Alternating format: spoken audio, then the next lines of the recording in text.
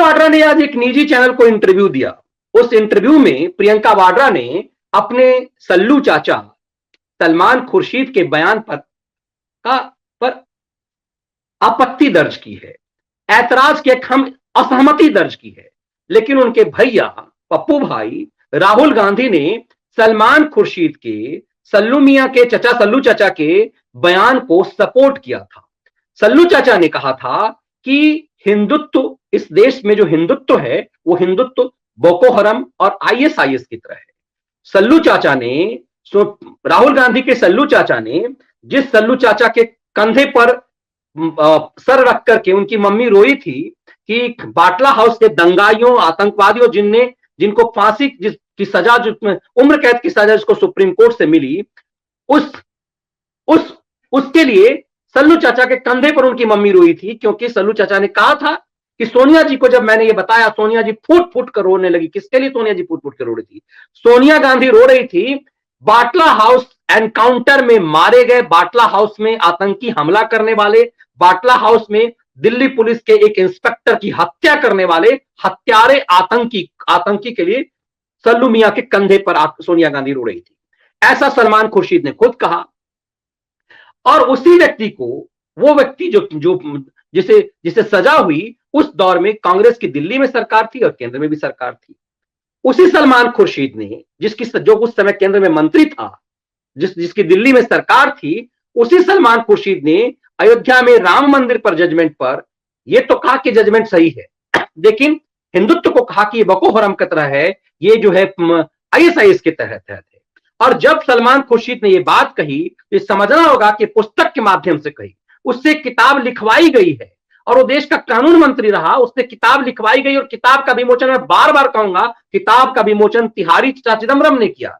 और चचा तिहारी चिदम्बरम जो है, ये वही चचा तिहारी, राहुल गांधी के वही चचा तिहारी चिदम्बरम है जिससे मिलने के लिए दोनों भाई बहन अपने अहमद पटेल के साथ गए हुए थे, जो अब पता नहीं कहां किस लोक में है, अब 70 हुरों के पास गए कि 72 हुरों के पास गए।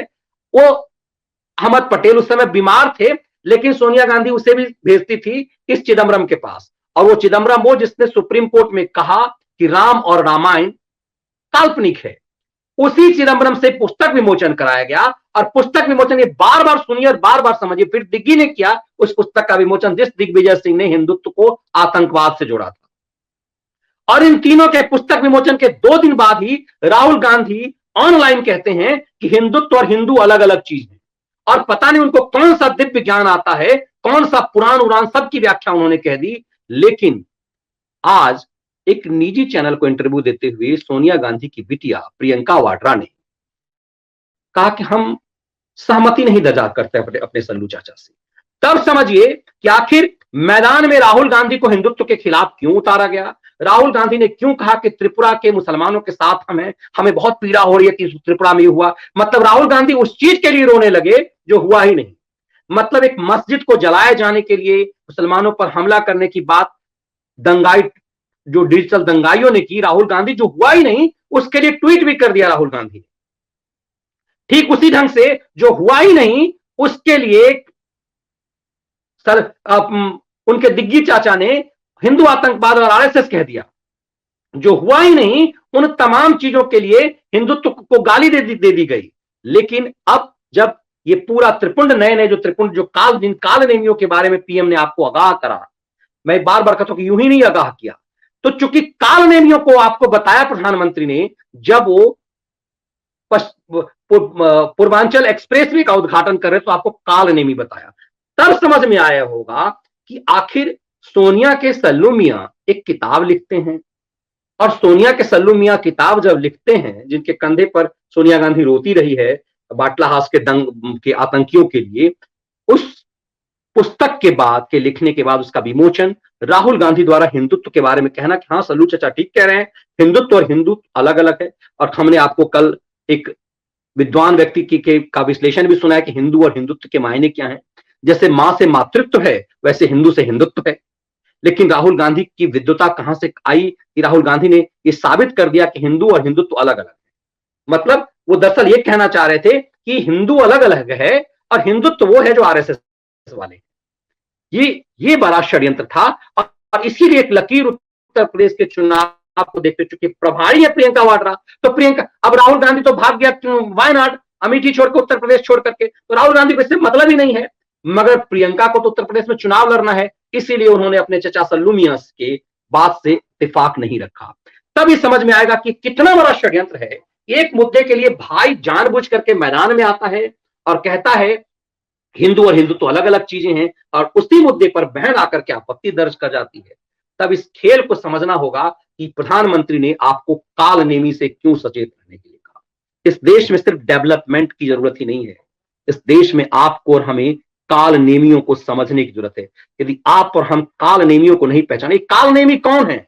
ये कालनेमी बहुत, उस समय में रामायण काल में एक कालनेमी था, यहां बहुतायत हैं। ये वो पत्रकारों का गैंग भी कालनेमी है जो मौका परस्ती में पहले कुछ करता था, अदालत लगाता है, अदालत लगा करके फिर दूसरे ढंग का खेल करता है, ये पद्म अवार्ड का गेम करता है। और ये जितने ढोंगी हैं, ये सब इसलिए कालनेमी पत्रकारिता का आवरण ओढ़े हुए हैं, इसलिए क्योंकि इन लोगों को विदेश यात्रा पीएम के साथ करने को नहीं मिल पाती, क्वालिटी की शराब नहीं मिल पाती है, इसलिए इन काल और ये परसेप्शन गढ़ते हैं।